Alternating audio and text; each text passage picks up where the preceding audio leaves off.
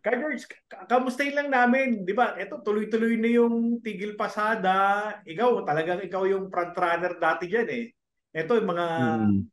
official na to, may mga strategy na. Kumusta ba, George, yung status ngayon na nakikita mo dun sa ginagawang kilos protesta at Tigil Pasada nitong grupo ng Piston? Mm. Well, ang nakikita ko, positibo to in the sense na yung mga maliliit na operator natin ay patuloy na naninindigan, no, na ipagtanggol yung kanilang kabuhayan at kanilang karapatan, at sila ay nagsasakripisyo dito, no. Hindi, alam niyo po, hindi po madali maglunsad ng transport strike dahil yan po ay no, may nag-e-entail ng sakripisyo, no, hindi lang dun sa operator kundi pati sa driver at sa kanilang pamilya. At syempre sa process yung mga commuters natin. Pero pinapaliwanag naman natin sa ating mga commuters na hindi naman namin to gusto gawin. Kung hindi napipilitan po kami gawin ito, yung mga ating mga kapatid na mga drivers at maliliit na operator, dahil nga yung ating pamahalaan ay patuloy na hindi man lang pinapakinggan yung karaingan ng ating mga maliliit na operator at driver. Patuloy nga po namin sinasabi na hindi naman kami tutol sa modernization per se, no? Ang tinututulan namin ay yung version ng modernization program na pinapatupad ngayon, na actually historically ang nagpatupad nito at na nagpirma nung document nito yung DOTR, Department Order 2017-011, o yung Omnibus Franchising Guideline na mas kilalang PUB Modernization Program, ay yung nakaraang administrasyon Duterte. No, ang signatory diyan sa DO na yan, sa Department Order, ay si former DOTR Secretary Art Tugade, na nung natapos yung halala noong 2022, naalala namin, nangako pa nga si BBM noon na nasabi niya hindi magkakaroon ng phase out. So ang nasa isip namin noon, i-do away niya na yung Omnibus Franchising Guideline, at sa halip, magbabalangkas ng bagong PUB Modernization Program na inclusive, na kung saan kasama yung mga maliliit na operator, yung maapektuhan doon sa pagbalangkas. At kasama rin syempre ating mga nanakay at iba pang yung mga expert. Ang problema, wala namang ginawang ganun yung sumunod na pumalit na administrasyon, yung administrasyon BBM, kundi pinagpatuloy lang itong Omnibus Franchising Guidelines. Ito kasing PUB Modernization Program o yung Omnibus Franchising Guidelines o Department Order 2017-011, ito yung nagtatakda noong kailangan magka-franchise consolidation, na itong franchise consolidation, ibig sabihin, babawiin nila, isusurrender ng mga individual operators sa kanila mga individual franchise, at magbubuo sila ng parang bibigyan sila ng gobyerno ng super franchise. Tapos pag nagawa yon, ang susunod naman, yung pagpapalit na ng mga unit. Ibig sabihin, pag phase out ng ating mga traditional jeepneys, pagpapalit ng sinasabi nilang modernized unit, pero tawag pa nga nila, misnomer nga dahil tawag nila modern jeep, pero minibus naman po yan. Kaya kahit anong spin at misrepresentation po, ang gawin ni Chairman Guadis at ni Secretary Bautista, sinasabi nila walang phase out, imo-modernize daw nila to. Hindi po totoo yung sinasabi nila na yon. Nasa document po mismo, nasa programa po yung pag-phase out po ng jeepneys. At isa pong patunay dyan po, kung babalikan natin yung mga records ng mga public hearing sa Congress at sa Senate, ay doon inamin naman nila na ipe-phase out ang mga traditional jeepneys.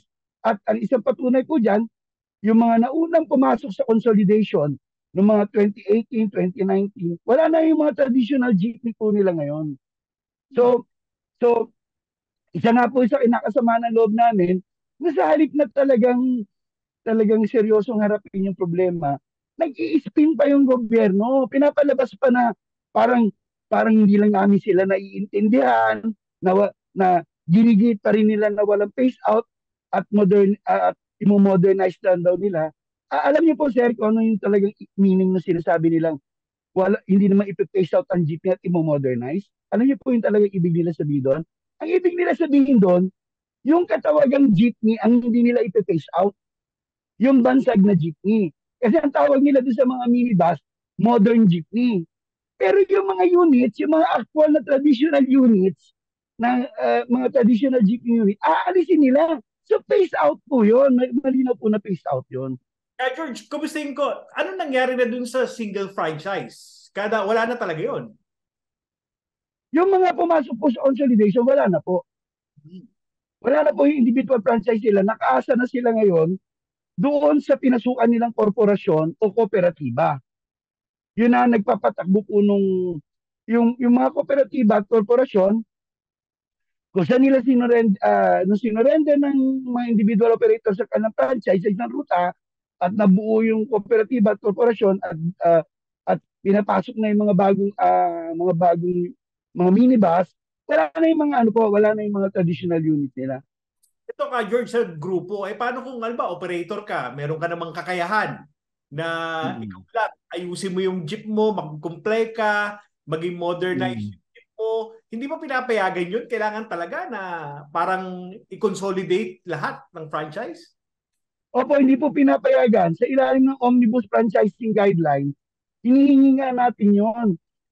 Pero ang gusto kasi ng gobyerno, doon sa ilalim ng Omnibus Franchising Guidelines, dapat bagong unit, dapat consolidated, dapat fleet management ang operasyon.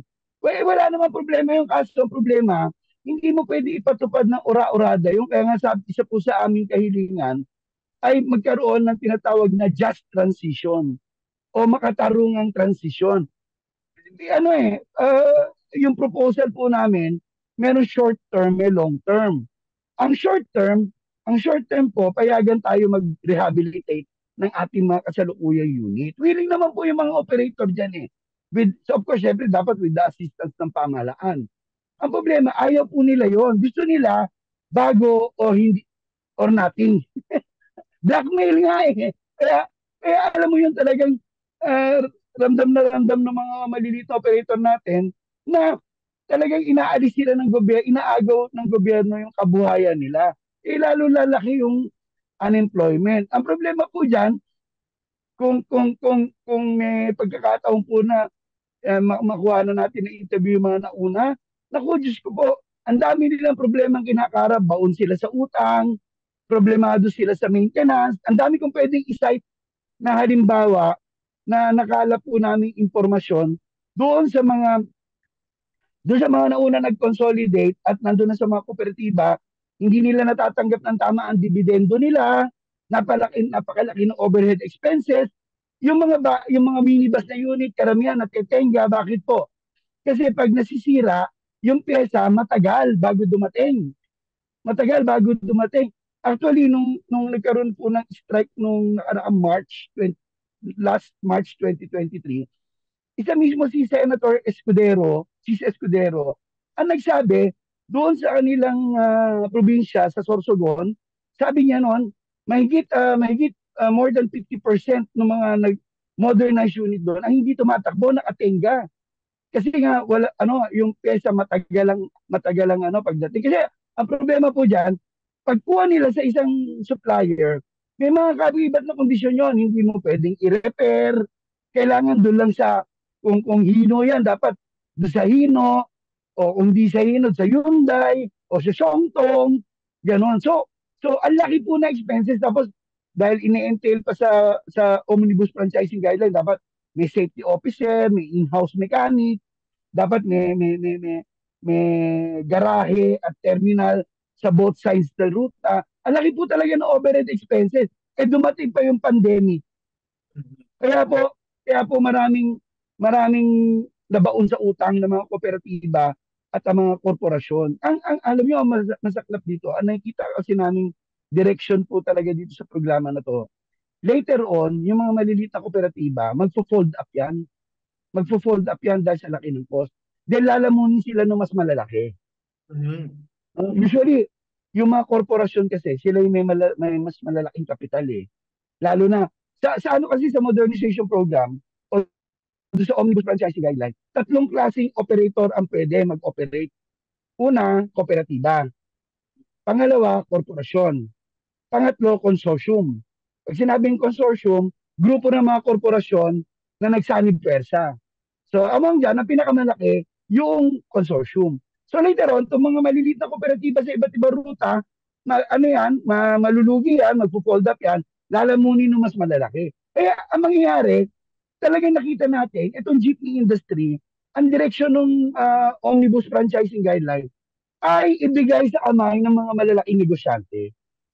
Samantalang, sa matagal na panahon, itong ating mga traditional jeepney sa pamagitan ng mga individual nilang prangkisa ay bumuhay sa maraming pamilya at nagkapagpatapos ng pag-aaral ng maraming mga estudyante. Alam nyo, siguro sa mga kaibigan natin, may interview natin, o mga kababayan natin, masasabi nila, ako, tatay ko, jeepney driver, napagtapos ako sa ano, nakapagpatapos tayo ng mga inhinyero, mga arkitekto, at doktor, nurses, ginapang sila sa ano, sa pagkayod ng ating mga maliliit na operator driver. Pero dito, sa ilalim nitong Omnibus Franchising Guideline, mawawala po lahat yan. Kasi yung mga driver, yung mga operator natin, maliliit na operator, mawawalan silang kabuhayan at sabi ng gobyerno, sa ilalim ng Omnibus Franchising Guideline, mag-a-apply sila bilang driver. Karamihan ng mga operator natin driver, may mga edad na eh. Hindi na obra na parang ipapasailalim mo pa sila doon sa parang yung strict hiring na may age limit at ano, mag-ano ka, mag-disenfranchise ka na maraming hanap buhay at wala namang alternative ang gobyerno. Sabi lang ng gobyerno, o yung hindi kaya sumabay sa modernization, bibigyan ng ano, ipapaaral natin sa TESDA. Pwede sila maging construction, tawag doon, yung sa beauty parlor, mag-ayos ng buhok. Wala, yung mga nakausap ko na nawalan ng kabuhayan, wala naman na ibigay sa atin ng trabaho yung TESDA. Kaya George, Kaya po, opo. ano ba dati, kumpara dati sa ngayon, magkano kinikita ng isang jeepney driver? Sapat na ba? Well, Mababa? ay mababa po ngayon. Although nagbabari po kasi sa iba't ibang ruta, depende do sa profitability ng per ruta, no? Pero generally speaking, lahat po yung mga yan affected una noong mataas na presyo ng petrolyo, particular ng diesel. Kung sa mga jeepney yung pagtaas ng presyo ng diesel, siyempre sa pagtaas ng presyo ng petroleum product, sumasabay din yung pagtaas ng halaga ng spare parts. At yung pinakamabigat pa, yung patong-patong ng mga buwis at mga bayarin na pinapataw ng pamahalaan sa ating mga maliliit na operator gaya ng 'di ba, may value added tax yung petrolyo, meron pang excise tax.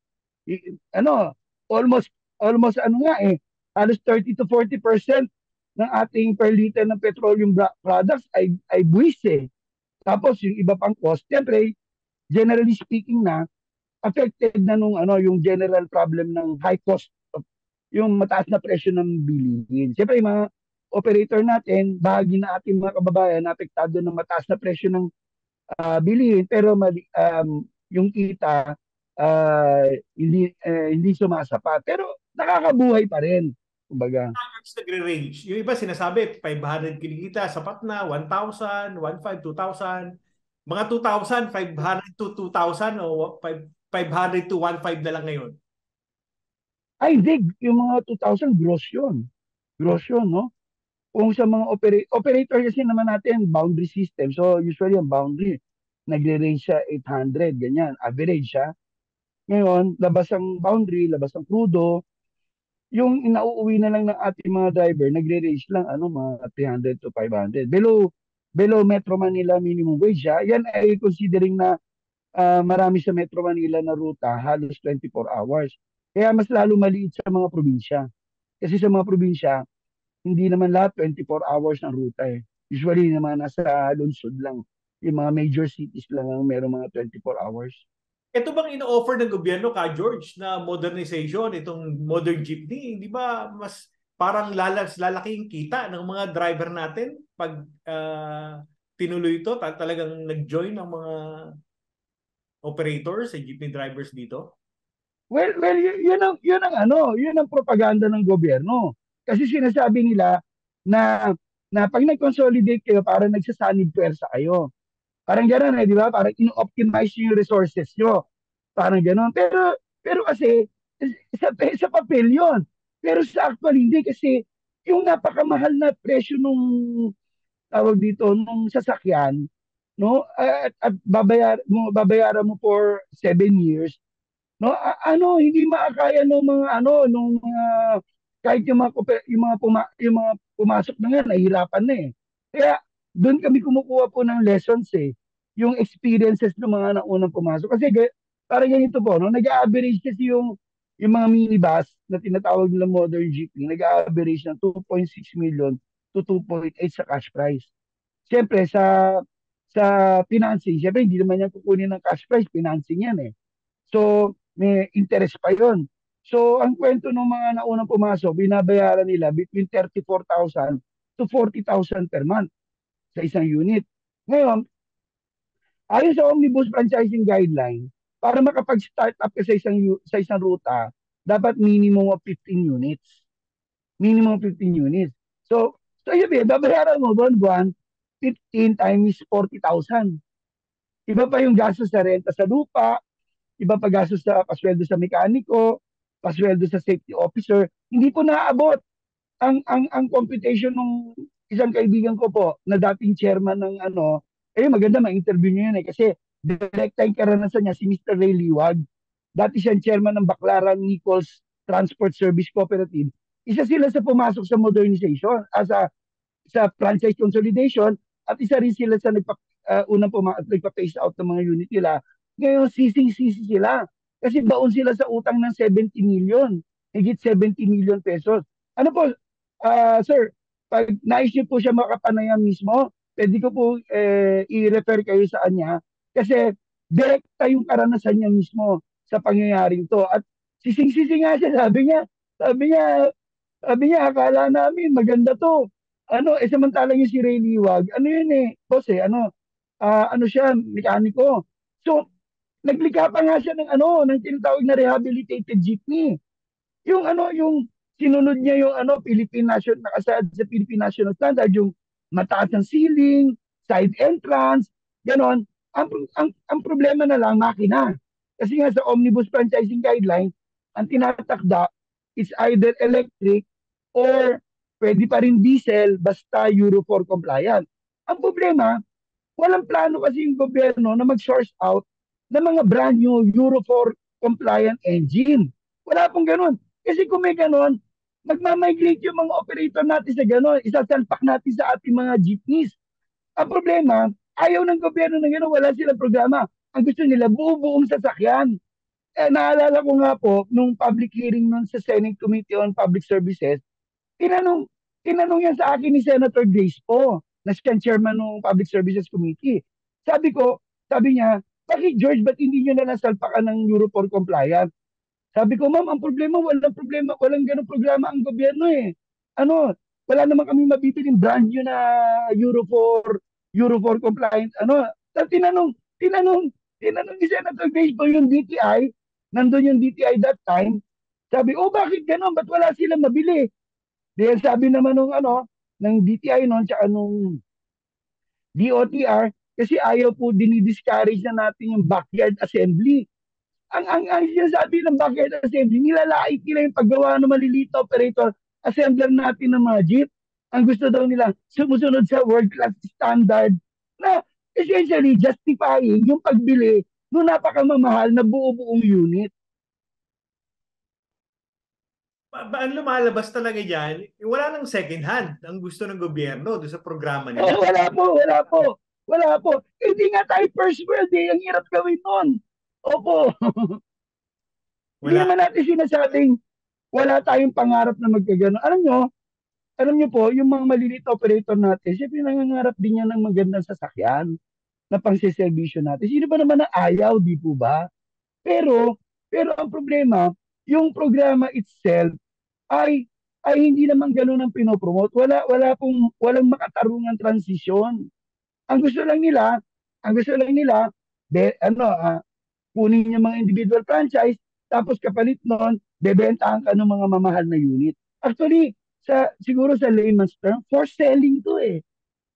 For selling po to.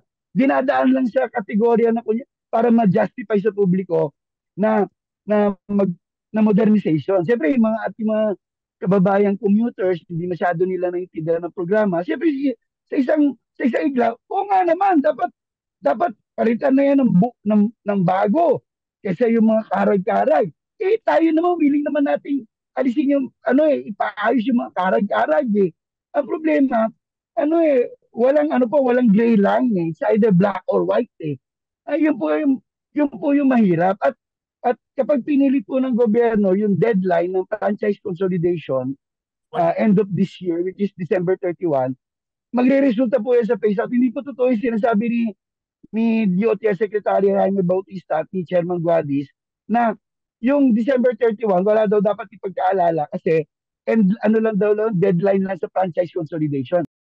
Kaya George, napapansin lang ng ngayon. Anong kaibahan? Kasi parang ngayon isang group, pistol lang yung nagsasabi ng strike. Iba sinasabi parang hindi ramdam yung ginawang transport strike. Kulang ba? Kasi dati nakikita ko, George, pag sinabi mong strike, lahat ng ng transport group kasama talagang pilay, di ba? Bakit ngayon? Isa na lang, usually ito pistol, susunod ang manibela. May pagbabago ba? Humihina ba ang transport groups ngayon sa bansa? Well, alam niyo po, ang analysis namin, kasi kumbaga yung ating mga operator, mga driver, nahati sa parang tatlong section ba? Yung tinatawag natin advance. Yan, yung pag sinabi natin advance, ito na yung mga talagang handang lumaban, gaya ng piston, tsaka manibela. Then meron ang panggitna na nagsisimpatize pero natatakot kumilos. Dahil sa puro pananakot ng gobyerno, natatanggal lang kayo ng prangkisa, etc. At yung huli, yung pinakamarami, tinatawag nating silent majority. Na alam mo, pag pinunta mo sila sa terminal, alam niyo, sir, kaya kung sinasabi dito to yung sinasabing marami sumusuporta, alam niyo po, pag mag-ikot kayo sa terminal, yung mga terminal, kunin niyo yung opinion nila, sabihin talaga nila tutol sila. Wala pa akong napuntahan terminal na magsasabi sa akin na pabor sila. Na sabihin, traditional jeepney pa ino-operate nila, Hello, sorry. Yung traditional jeepney pa ino-operate nila, wala magsasabi na sumusuporta sila, sasabihin nila, kaisa nyo kami, di lang kami makaano. Then yung iba naman, pag pumunta ka sa mga, talaga, kooperatiba, yung nag-ooperate na ng mga minibus, ang sasabihin naman nila sa iyo, yung problema na encounter nila doon sa operation. Yung baon sila sa utang, problema nila yung maintenance. Alam nyo, kwento nga sa akin doon sa Baguio eh. Sa Baguio, may mga ilan-ilan na rin na mga modern minibus. Dahil sa problema ng pyesa, alam niyo ginagawa ng iba, kinakahoy nila yung pyesa ng iba para tumakbo lang yung iba. Kunyari, 15 units. Siyempre, naman lahat ng klase ng sasakyan, wear and tear yan eh. Wear and tear naman sasakyan. So, yung unit, kaya 5 na yung hindi tumatakbo dahil inaantay yung pyesa. Di siyempre, yung 10, para ma-maintain, kailangan din ng pyesa nun, kakahuwingin nila yung pyesa ng 5 dahil wala pang dumadating na Pero, di ba, nag-ooperate na sila under fleet kasi dapat 15 units. Opo. Yan yung maririnig mong problema sa mga kooperatiba pag once na mga pinupunta kami sa mga nag-ooperate na ng mga minibus. Pero yung mga traditional jeepney pa talaga nag-ooperate. Walang magsasabi sa iyo na pabor kami sa dyan sa Omnibus Franchising Guideline o yung PUB Modernization Program. Kasi di ba para sinabi mo na pabor ako na mawala ng hanap buhay. Talagay ko, walang tao na nasa matinong pag-iisip ang papayag ng gano'n, di po ba? Walang tao sa matinong pag-iisip ang papayag ng gano'n po. Kaya George, kumustahin ko lang kasi every now and then, since Monday nag-start yung transport strike, tuwing hapon, nag-i-invite ang LTFRB makipag-usap sa piston, ngayon pati sa Manila. Pero walang pinatutunguhan yung pag-uusap, 2 araw na eh. Ano bang ayaw bang bumigay ng LTFRB o hindi ka tanggap-tanggap pa rin yung iniihain ng gobyerno sa grupong piston. Ano? Hindi, ang worst po kasi,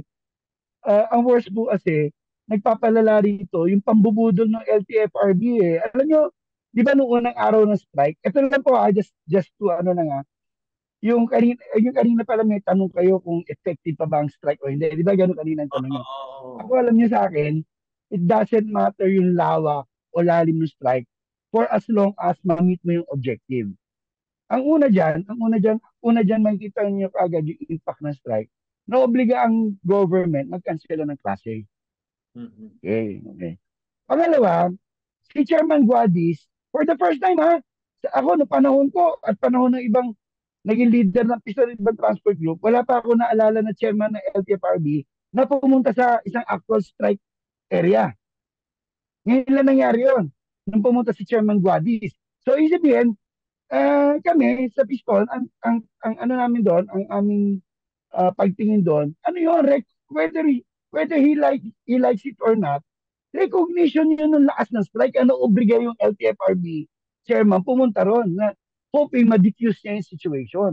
Ngayon, si Camodi, yung ating kasalukuyan national president ng Piston, ay nakipag-dialogue on-site, on the ground, doon sa lugar ko sa yung strike area mismo.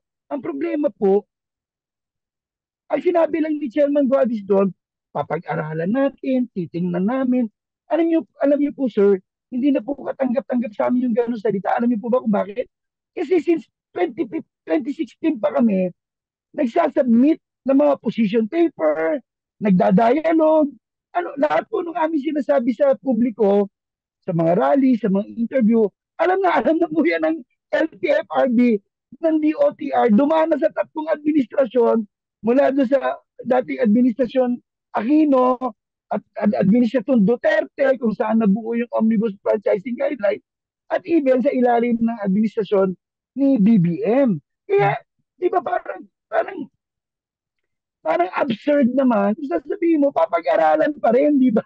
Kaya, tingin na namin doon, pambubudol. Kaya, yun din po yung naging dahilan kung bakit nag-resolve yung Piston na ituloy ulit yung second day ng strike kahapon at inaantay ko pa yung yung update nila sa akin kung tinuloy nila yung ikatlong araw kasi sa media ang in-announce ng Piston 3-day strike eh. Ito nga, nabalitaan ko lang, si Manibela magi-strike yata simula bukas eh. So doon natin makikita sir, hindi sumusuko yung mga operator.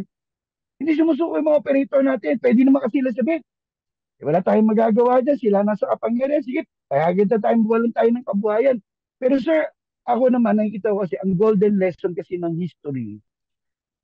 Hanggat may oppression, hindi mawawala ng kahit isang taong lalaban. Kaya ako, feel ko, very fortunate pa kami na may tumitindig pang Piston sa Manibela at this crucial point in time, lalo na dumaan tayo sa pandemic. Kasi alam nyo, nung pandemic, marami rin na-create na yan eh. Di ba? Yung gobyerno, tinakot tayo mga operator. Huwag kayo, magprotesta, mahawa kayo, ganyan. Kahit ino-observe naman natin yung physical distancing during a protest. Pero, sabihin, nabawi natin at ginamit pa ng gobyerno yung pandemic para iratsada yung pagpapatupad ng PUB modernization program. Ginamit pa ng gobyerno yun. Di ba nung pandemic lockdown, ang pinakahuli nakabalik sa biyahe yung traditional jeepney eh. Naalala niyo po? Kawawa nga, kaya naman, maraming mga jeepney driver natin, kung napanood nyo sa TV, namamali mo sa kalsada. Pero mo, dati may marangal kang trabaho.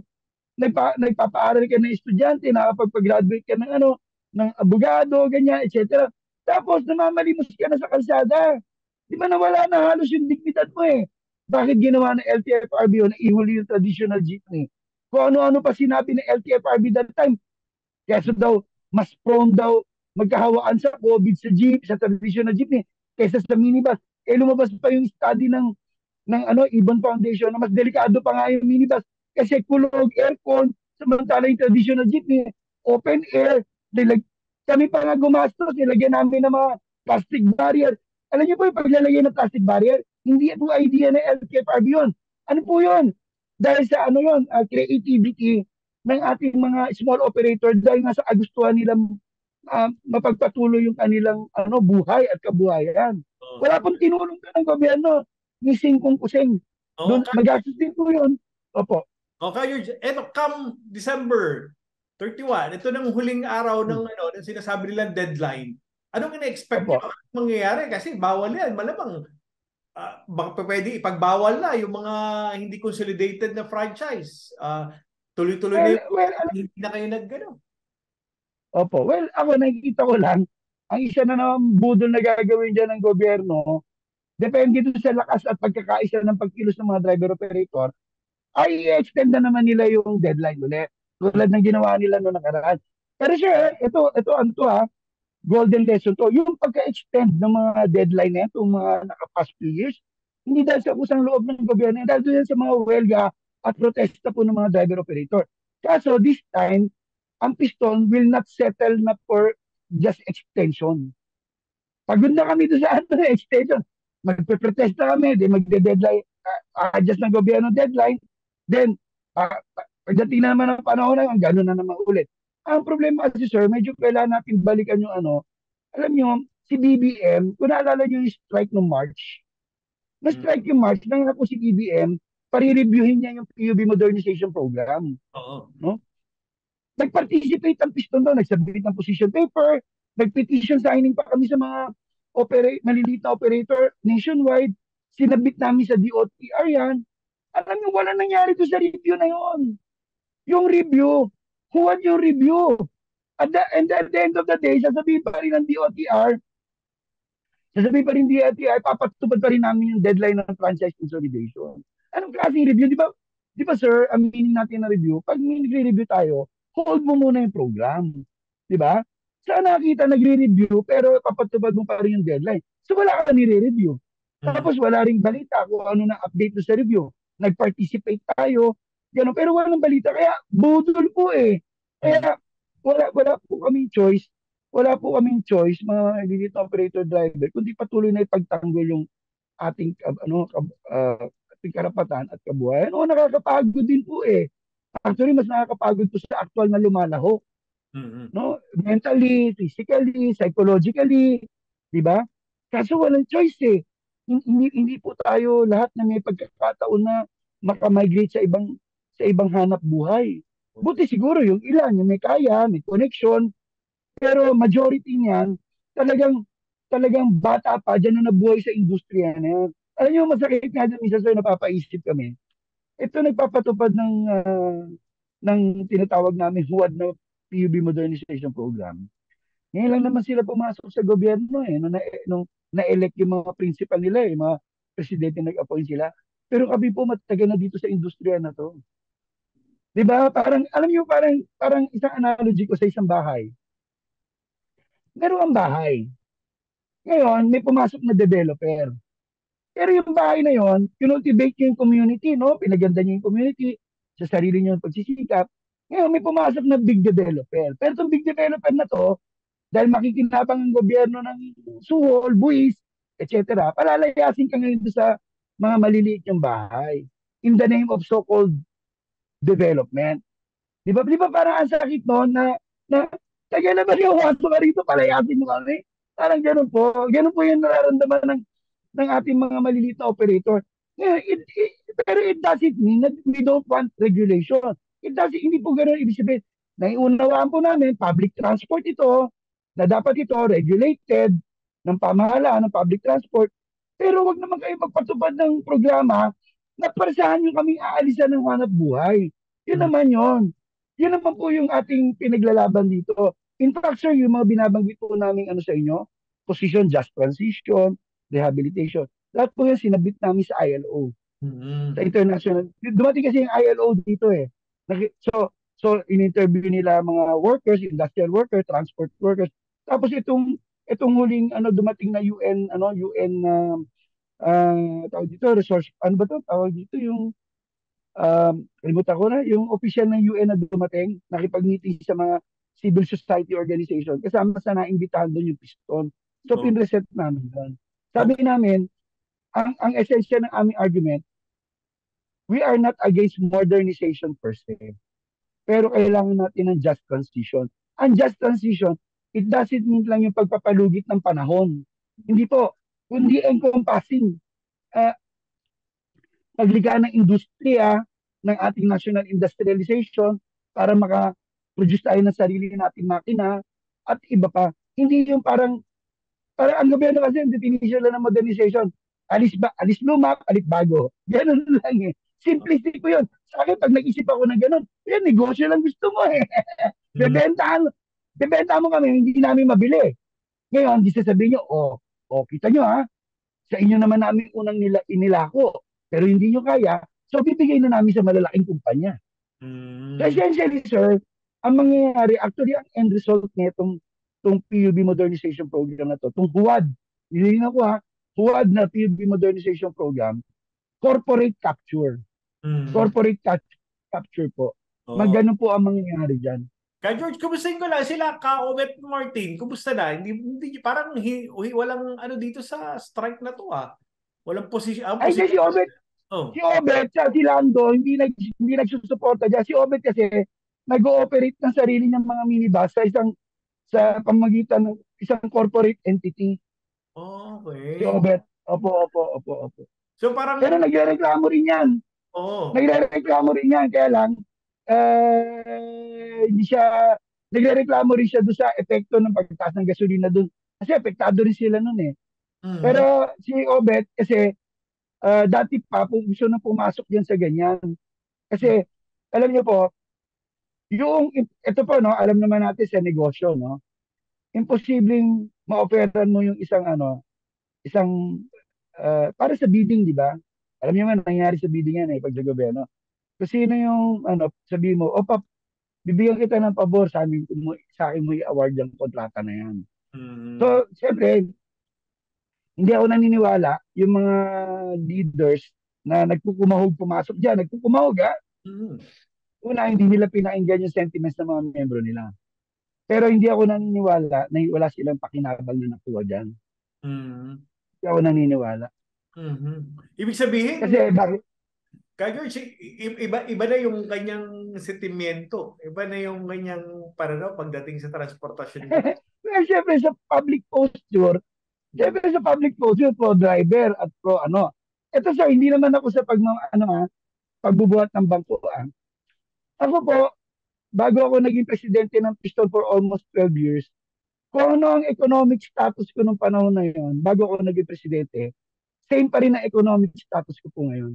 Mm-hmm. Ngayon po ako ay naghahanap buhay ng simple lang. Hindi ko na pwede banggitin dito in public kung ano yung hanap buhay ko ngayon eh. Pero alam ni Brother Aris yan kung ano hanap buhay ko. Marami pwede magtaka. Sabi, din mo dati yung presidente ng Piston. Eh sila Obet, nung una ko nakilala, naka-owner lang eh. Ngayon naka-hammer na eh. Pero wala akong sinasabi ko, wala naman akong pinapatungkulan kung saan galing yan ha. Mm-hmm. Pero ako, matagal ako naging presidente ng Piston. Marami na ako na-encounter na offer. Siyempre, hindi naman natin pwede i-divulge dito yan dahil in-offer yan in private. Pero dahil may prinsipyo ako sa pagkikipaglaban sa mga operator at driver at sa mga maralita, hindi ko ano yon, hindi ko sinunggaban yung mga ganon. In fact,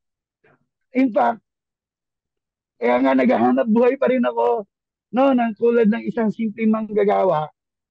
Kasi mas gusto ko yung nakakatulog ako ng mapayapa sa gabi nang wala akong inoppress o inexploit ng mga karaniwang driver dahil lang kinikilala nila. Sa pangalawa, hindi ko prinsipyo yun. Pangalawa, pinapahalagahan ko yung pagtitiwala nila sa akin. Mm-hmm. No, pinapahalagahan ko yung pagtitiwala nila sa akin. Hindi ko sila ibebenta kahit kailan. Oo. Oo. Yung ba, George, nakikita mong dahilan kung bakit sinasabi ni Silina 60% na yung talagang sumang-ayon. May mga leader na napangakuan o pinangakuan para ayun na. Nga din sa modernization. Parang tingin ko yung, tingin ko baka pinaghugutan ni Celine doon, yung data nga ng LTFRB ng bilang ng mga nag-consolidate. Mm-hmm. Pangalawa, dahil may mga ilang transport leader nga na hindi sumali doon sa welga. Oo. Pero alam nyo, meron dyan, hindi sumali sa welga, it doesn't mean hindi sila kaisa sa laban. Mga placing lang. Mm-hmm. Pa-safe. Yung mga gusto makinabang sa pagod ng iba. Oo. George, siguro para maintindihan ng riding public, ng publiko yung ginagawa ng grupong Piston, yung pagwelga. Kasi syempre, hindi maiwasan. Well, nagwelga pa kayo, kami naman na naapektuhan, hindi naman gobyerno, hindi naman yun eh. Kami yung nahihirapan umuwi, nahihirapan sumakay. Baka, Opo. anong paliwanag nyo? Anong pakiusap ninyo sa publiko pagdating sa ganyan? Opo. Then, naintindihan naman natin po yung sentimento ng ating mga kababayan. Naintindihan po natin yan. Dahil kami rin po, mga driver at operator, yung mga anak din namin, ay sumasakay din ng public transport. Okay? Gayon man, wala kami kasing choice kung hindi wala kasi magtatanggol ng aming kabuhayan, kundi kami-kami lang. Kami-kami rin mismo. Pero, pero, syempre, just to be responsible, hindi naman kami nagsasagawa. Never, ako, sa tagal kong transport dealer, wala pa akong naalala na nagsagawa ang pisto ng wildcat strike.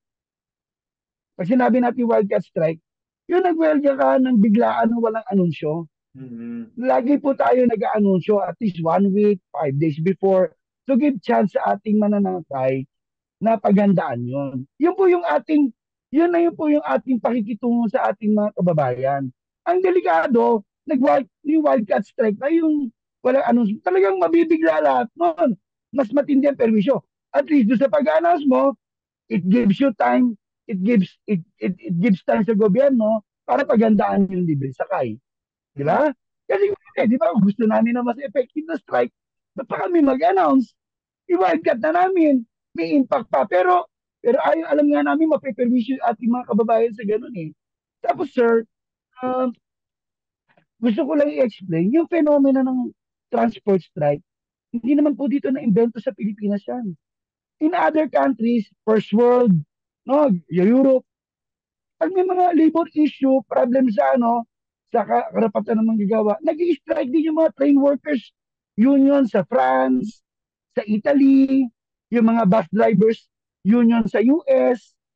So, apektado rin naman yung mga mananakay nila ron, pero para to be responsible, in-announce nila. Mm-hmm. No? Yung sabihin, nagbigay sila ng palugi. Kami, alam nyo kami po, pag nag-strike, once na nag-announce na kami sa publiko sa pamagitan ng isang press conference, nagpapaskil na kami sa mga terminal. Kaya makikita na ng mga kababayan natin, siyempre, dahil isang araw naman, 2 araw, so alam naman namin, siyempre, lalo na yung mga karaniwang manggagawa na wala silang choice, no work, no pay eh. Di ba? Naintindihan naman namin, kaya wala rin kaming choice eh. Kami rin, no work, no pay din kami. Sa araw na yon, pwede kami nagtrabaho, wala talaga kaming ipapakain sa pamilya. Kaya, sakripisyo din sa amin yon. Kumbaga, hindi ito yung katulad na parang gumawa kami ng pagkilos, petiks lang kami, pero kayo mananakay, nahirapan. Hirap din kami noon kasi, siyempre, 3 araw kaming walang kita. Pero inaano ko nga, gusto ko lang ipaliwanag para sa ng ating mga kababayan, ang transport strike po, hindi po yan isang tabu. Hindi siya isang tabu. Ang transport strike ay legitimate weapon ng mga manggagawa. At sa bahagi namin, transport workers kami, tulad din ng ginagawang pagkilos ng mga manggagawa at strike sa Europe, sa US, sa Japan, sa China, no? Ano po yan? Worldwide, worldwide, accepted yan, even ng ILO. Isang yan. Ang hindi na accepted, pag tumawak na kami ng barel, yun, hindi na accepted yun. Labas ka na sa konstitusyon nun. Pero even yung pagkakaroon ng transport strike, ay kasama sa mga ginagarantiyahan na modo pagkilos ng ating saligang batas. Mm-hmm. Kasi peaceful naman siya eh. Hindi naman siya violent form of protest. Tapos, siyempre sir, ang gusto ko, wala naman kami, hindi naman siyempre namin gusto gawin yun. Kaya lang nauobliga kami. No, nauobliga kami gawin yun. Ito, naalala ko lang sir, no? May mga kaibigan din kasi tayo sa media eh. Naalala ko, may mga panahon na yung mga kapitalista sa media industry, na may nagkaroon din ng mga ganun, laman, let's say, yung mga, naalala ko, yung mga workers ng GMA7, nag for regularization, di ba? So napanalunan nila yung regularization nila, naalala ko, na may time na nung panahon yata ni GMA yun, na nag-strike yung mga manggagawa ng ABS-CBN dahil contractual sila. Yung ginagawa nila, walang pinag-aiba sa ginagawa namin. Mm. Yung ang kaibahan nga lang, siyempre dahil kami public service, ang affected yung pinagsiservisyo namin. Mm. Whereas yun naman, ang affected is yung pinaglilingkuran nilang kumpanya na meron silang hiningi na ayaw ibigay sa kanila ng kumpanya. Oo. So para lang para lang ma-demystify yung transport strike. Ang transport strike is a normal at legitimate at accepted forms of protest. Pero po sir, ito para po sa kabatiran din po at ang ating mga kabayan. Hindi naman po kami umahantong kagad sa strike eh. Ito pong strike na to, ito po ay naganap matapos ng katakot-takot na dialogue. Katakot-takot na dialogue, yung kilos protesta sa LTFRB, kilos protesta sa harapan ng DOT, mga non-strike activities mga non-strike activities. Ano po, marami po yan. Hindi po yan parang isang kibot lang, well, agad. Hindi po tayo ganun. Humahantong na lang tayo sa ganun when all options ay wala na, ay on the table na, parang ganun. Yung alam mo na hindi na kayo nakikinig sa amin. Parang hindi na nakikinig yung gobyerno sa amin. Parang sa halip na bigyan nyo kami ng empathy, sympathy, binubudol nyo pa kami. Pero mo sasabihin ni Chairman Guadi, pag-aaralan natin. Diyos ko naman, 2070 pa kami nagsabit ng position paper niya, katakot-takot na beses na tayo nagharap sa mga public hearing ng House Committee on Transportation, ng Senate Committee on Public Services. Alam niyo na yung kaibuturan ng mga hiringan namin. And yet, ang sasabihin niyo pa rin sa amin, papag-aralan. Katakot-takot pa yung mga dialogue natin sa DOTR, LTFRB, di ba? Kaya, ang gusto na ng mga parang ang sentiments ng mga maliliit na operator driver ngayon, sawa-sawa na sa pambubudol. Kaya Yung totoo naman sana. anong panawagan nyo ngayon? Ano nakikita nyo yung solusyon dito sa problema? Kailangan na ba Opo. mag-intervene si Pangulong Marcos para matuldukan na to? May panawagan ka ba? Opo, ang una po natin panawagan, yung set of demands na nilagay. Yung piston po kasi naglabas ng set of demands eh. Ang una, wag upad-tupad yung deadline ng franchise consolidation sa December 31. Ikalawa, maglabas ng executive order si BBM para ipawalang bisa yung Omnibus Franchising Guideline o yung DOTR Department Order 2017-011. Then ikatlo, maggawa ng bagong PUB modernization program na napapasok yung prinsipyo ng just transition. At participate, di ba? Hindi, alam nyo kasi yung OFG, yung Omnibus Franchising Guideline, sila lang gumawa yan eh. Tapos isasalaksak nila sa lalumunan namin. Hindi naman kami naging bahagi ng paggawa yan. So gusto natin inclusive. Yung mga affected, dapat bahagi niyan. Nung paggawa, hindi yung parang gawa na, then saan mo lang ikukonsulta. Hindi na consultation ang tawag doon. I-inform mo na lang kami. Di ba? Ang consultation, para sa Kongreso, di ba? Bago gawain yung batas, nagpa-public hearing, para ano man yung input ng mga resource person, makonsider doon sa paggawa ng final na batas. Pero dito iba eh. Ang style ng DOTI, LTFRB, gagawa mo na sila ng department order at circular, then papatawag sila meeting, then isasalaksak nila sa lalamunan mo. Okay. Ayaw na natin yung ganun. Opo. Kaya George, parting words na lang natin bago tayo magtapos. Baka mayroon yung mga gustong ipaalala, sabihin sa ating mga kababayan. Siguro pa parting words una sa ating mga kababayan, lalo-lalo na doon sa ating mga mananakay na kung saan utang na loob namin yung aming pag-iral, yung kabuhayan namin. Alam namin, sana po maintindihan nyo po yung aming ginagawa. Ito po ay pakikipaglaban, hindi lang para sa aming karapatan, hindi lang para sa aming kabuhayan, kasi affected po yung mga kababayan natin. Alam niyo sir, kapag na-phase out ang traditional jeepney natin, doon sa taas ng overhead cost ng maintenance ng mga minibus, no? Kung without subsidy ng gobyerno, unfair sa study namin unfair could go as high as 34 pesos. Kasi kung hindi makakasurvive yung mga yan. Parang MRT, naalala ko noon sa public hearing, di ba MRT gusto magtaas ng pamasahe, di ba? Naalala ko noon that time, mga late 90s yata yun, sinabi sa isang public hearing sa House na Dapat nga 77 pesos ang pamasahe sa MRT eh. Hindi 15 pesos eh. Pero sinasubsidize ng gobyerno. Kasi nga, government yung nagpapatakbo ng MRT. Even though it's privately owned, pero yung nga misnomer doon sa no, bakit yung MRT, private property, tinutulungan ng gobyerno ng subsidy ng almost 9 billion pesos maintenance per year. Pero yung mga maliliit na operator na nag contribute sa ekonomiya sa pamagitan ng pag-provide ng public transport services, nising kunduling wala kami nakuwang subsidy sa gobyerno. Para sana hindi nagkakarag-karag yung ating mga jeepney. No? Kasi yung pagkakaroon ng dilapidated jeepney, produkto yan una, nahirapan yung mga operator, mataas sa presyo ng gasolina, mataas sa presyo ng maintenance.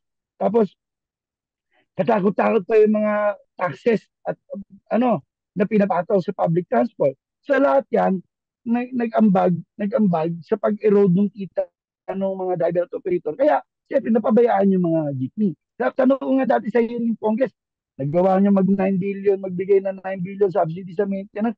Hindi naman free of charge. E di may-ari ng mga MRT sila, Sobre Peña, libre sila, kami wala. Tapos kami gusto niya i-phase out. Anyway, so, naintindihan po namin yung inyong hinanaing, pero sana po, maunawaan nyo, hindi naman po namin to araw-araw ginagawa. Mas malupit pa nga yung presyo ng langis, linggo-linggo yung pagtaas eh.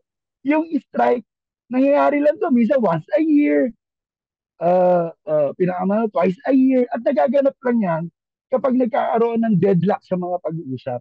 Yun lang naman po yun. Hindi po natin... mensahe mo sa ordinaryong Pilipino na makapanood ka sa mga sinasabi mo. Ayo po, sana po mapag-aralan niyo po yung pinaglalaban namin.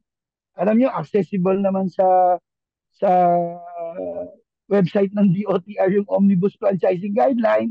Sana mapag-aralan niyo po yun by provision for provision para maintindihan niyo po saan po kami nagmumula kung bakit kami tumututol. Huwag po tayo mag-rely lang sa propaganda ng DOT at LTFRB na wala raw mape-phase out, na hindi raw magtataas ang pamasahe ng malaki kapag mga mamahaling minibus na lahat at wala ng traditional jeepney. Ano po, makikita niyo po doon sa mismong PUB Modernization Program na dokumento, talagang doon po hahantong yun. Talagang yung corporate capture ng public transport, kapag nagtagumpayan, kapag na-consummate yung 100%, will lead to more higher fares. Okay. Para walang pinagkaitan sa ano sir, di ba naalala nyo yung mga hospital workers, nagtututol sila doon sa corporatization ng public hospital. Ibig sabihin, hindi mo nga binebenta physically yung hospital, pero ina-outsource mo na yung management sa isang malaking private company. So yung malaking private company nga mag-i-invest yung pagagandahin yung facility. Pero that will redound to more expensive healthcare, di ba? Ganon din po yun pag dito sa public transport. Ganon din po hindi na po mananatili yung pamasahe natin pangmasa na na na na, na ngayon 13 pesos sa jeepney, yung 13 pesos nga, nahirapan na rin mananakay natin. Pero mas yun pa dahil kasi nga, mababa ang sahod nila. So that's another story, no? Dapat nga, isabay yung pagtaas ng sahod para makaagapay yung ating mga kababayan, yung ating mga mananakay, lalo na yung nagpapatronize ng jeepney, karamihan mga minimum wage earner, makaagapay sila doon sa inflation. Okay, Ka George. Maraming salamat sa oras mo, ah. Oh. Ay, maraming salamat din po. Alam nyo, natutuwa po ako, no? Kasi ito yata ang unang interview ko ulit. Oo nga. I think more than 2 years. After more than 2 years po. Opo. Good luck sa panibagong endeavor mo dyan. Siyempre, Opo. iba, nasanay na makita ka parati pag gaganyan mo yung mga rally ikaw talaga yung front runner medyo marami rin tayong naging karanasan noon, lalo na panahon ng administrasyon ni Pangulong Duterte, minura kami, pinaresto ako, hinata ako ng mga pulis. Pero, ikaw may chairman emeritus ng Piston. Paano Opo, sa ngayon po, ako po ang Ang role ko na lang po ngayon sa Piston bilang President Emeritus, pero Pa-president. hindi na po ako involved sa day-to-day operation ng Piston at ex officio po ako sa national leadership. So nagsasuggest lang ako, so it's up to them. Uh, yan, ganun na ang mga role ko. Advice, yan, Sigurado pagbibigay ng tinatawagan ka suggestion. araw-araw nila Modi. Ay, hindi ba yung mga media? Yung mga media na akala pa nila ako yung presidente, pinu-forward ko na lahat kalamodi yun. Kaya Oo. minsan, nag-ano naman kami, dahil ngayon kasi maganda kasi ngayon, dahil may technology naman tayo, so nag-email ako sa kanila, so nag-email sila sa akin, hindi naman necessarily na physically magkita, Mm. no? Kasi alam ko naman na ano, nag-update naman sila kung ano mga plano. Mhm. So, tatanong naman nila kung anong pananaw mo. So, well, ako naman, uh, hanggang ngayon, dahil nagmula tayo sa sektor na yan, no? Ano pa rin ako, yung proud pa rin ako na nanggaling ako diyan. At Mm. proud ako na once in my life, once in my lifetime, ay isa ako sa naging leader ng organisasyon na yan. Pinagmamalaki ko yun. Oh, At syempre, interesting. hindi sa lahat. Interesting ka, George, yung mga dati mong kasamahan sa transport group na yumaman, ha? Na mga... De, pero syempre, wala naman tayo sinasabi na kung saan nila nakuha yun. Wala naman tayo. Lang, di ba? Bakit ako hindi yumaman sa tagil ko? Di, Hindi, di, alam mo, hindi, wala namang problema yumaman. Lahat naman tayo nag-aangit ng magandang buhay. Pero ako ang prinsipyo ko, ayaw ko ng ganon na kaya mangyayari yun, may tatapakan ng iba.